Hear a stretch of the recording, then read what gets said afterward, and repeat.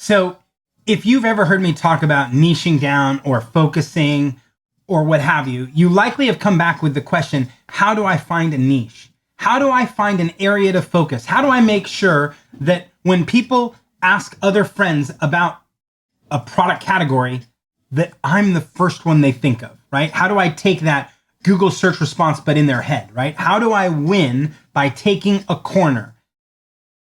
And most of the time I tell them, well, you're going to match your history with your experience, with your interests, and an area where you have, where you have a sense that a lot of people are looking for this kind of product. And sometimes I'd send them to Google and look up Google search terms and keywords and volumes and all that. I don't do any of that now. These days, I introduced them to Jungle Scout. And I introduced them to Jungle Scout, even though it costs you a little bit of money, because they have something called an opportunity finder. And that's this right here. When you look at opportunity finder, you can pick. Now, in this particular case, I said just patio, lawn, and garden furniture, right? And I said that I want the average monthly units to be sold to be 500 or more. I wanted there to be low competition. I'm open to the price being what have you of the product. I want the niche score to be 5 and above. And I want the monthly search volume to be 10,000 or more. I could add keywords, I could exclude other stuff, and I can exclude top brands, or I can include them, right? What have you.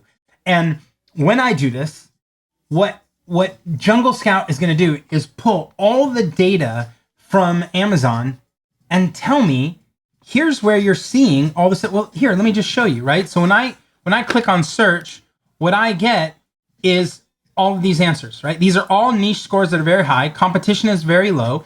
You'll see the average units sold, right? And it ranges from, 2,000 down to, a couple hundred. It'll show you the category, and then it'll show you different products. And this is displaying 200, right? But you can, up to 200, but you can filter this down depending on what you want. Here's the core set, right? In this case, based on my criteria, 12 different products. And you'll notice several of these are specific to Christmas, right? And that's because, of course, when you get into it, right, I'm doing this search right now. I'm doing this search just weeks away from Christmas. But if I don't do patio furniture, right, if I do stuff like camera and photo, I get a different set of answers, right? People looking for film, hidden cameras, and you go, hidden cameras, right?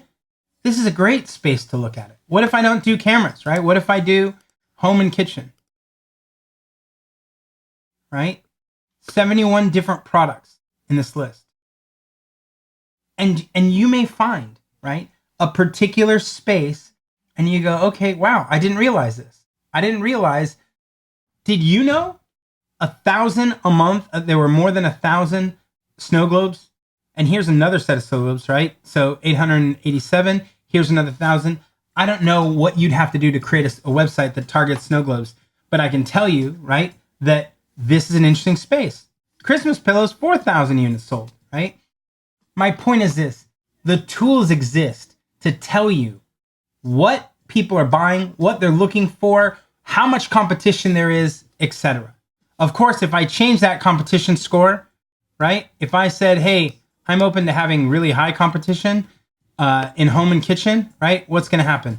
Now I'm going to be looking at things that are completely different volumes, right? Because I'm getting other players into it and more items themselves to look at. Either way, check out Jungle Scout.